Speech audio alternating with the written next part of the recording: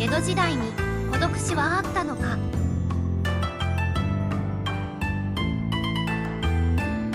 孤独死という言葉が突きつけるもの。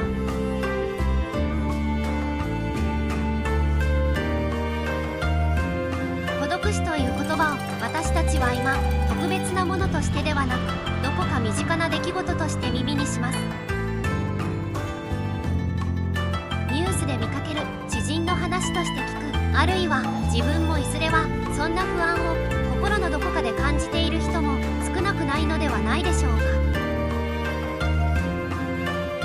では江戸時代にも同じような死はあったのでしょうか。病院もなく、行政の見守り制度もなく、現代よりずっと厳しい環境だったはずの時代に、人はどのように最後を迎えていたのか。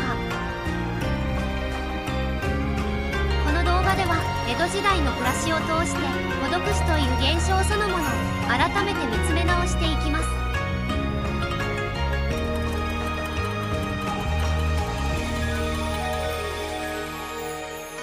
江戸時代に孤独死という言葉はなかった。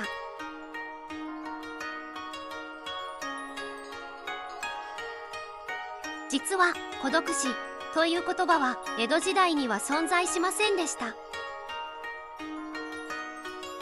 それは単に言葉がなかったというだけではなく、その概念自体が社会に存在しにくかったということでもあります。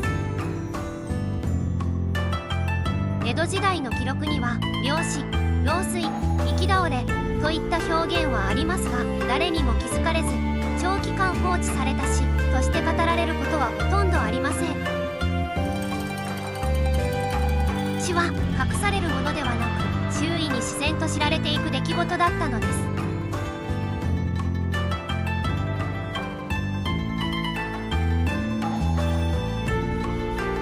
見えすぎる社会が孤立を防いでいた。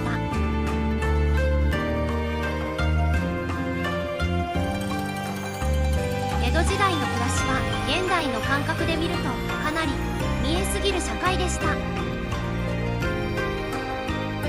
長屋では壁一枚で生活がつながっています。朝に顔を合わせ、井戸やかまどで声を交わし、誰が出かけて誰が戻っていないかも自然と分かってしまう。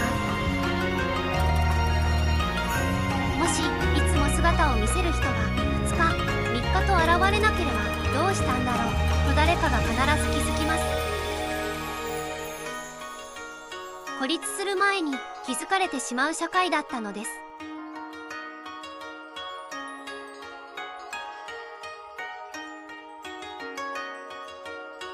一人暮らしでも一人ではなかった。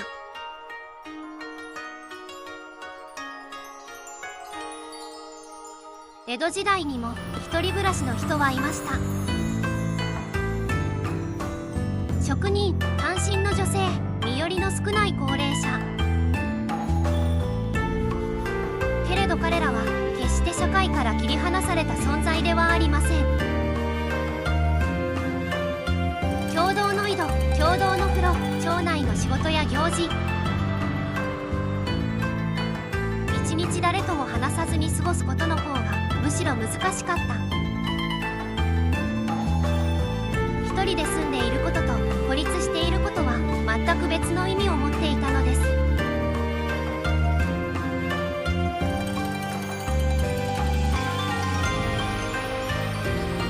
病気や衰えはすぐに周囲に伝わった。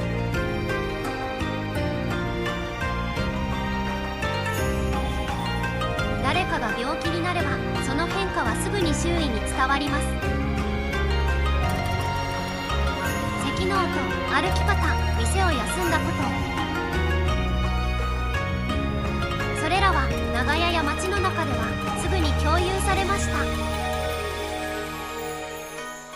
最近姿を見ないね、体を悪くしたらしい、そんな会話が自然と生まれます。病気や衰えは個人の秘密ではなく周囲が気づくものだったのです。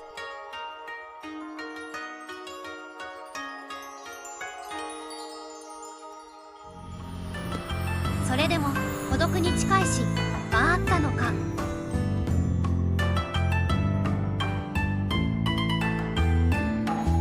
ちろん江戸時代にも誰にも見取られずに亡くなる人はいました。旅の途中で倒れた人、身寄りのない行き倒れ。しかしそうした死も発見されればすぐに人の手に渡り弔われました。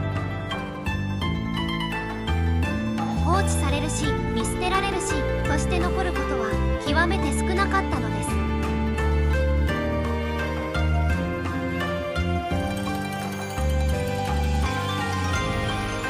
なぜ現代で孤独死が問題になるのか。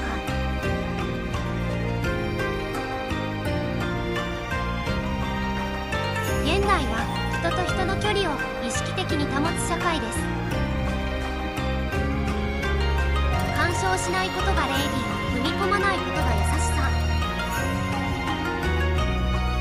けれどその結果、誰かの異変に気づきにくくなってしまいました。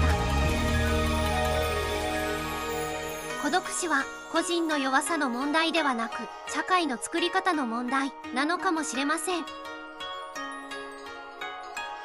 江戸時代に戻ることはできません。でも少し気にかける、声をかける、そんな小さな行為は今でもできるはずです。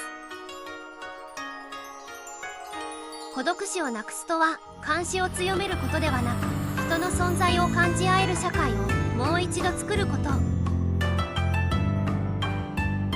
それが未来の子どもたちに手渡せる社会なのではないでしょうか。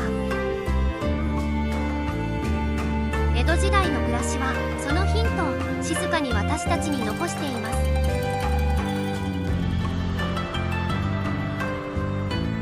最後までご覧いただきありがとうございました。今回の動画が面白かった方はぜひチャンネル登録や高評価をしていただけると励みになります。それではまた次の動画でお会いしましょう。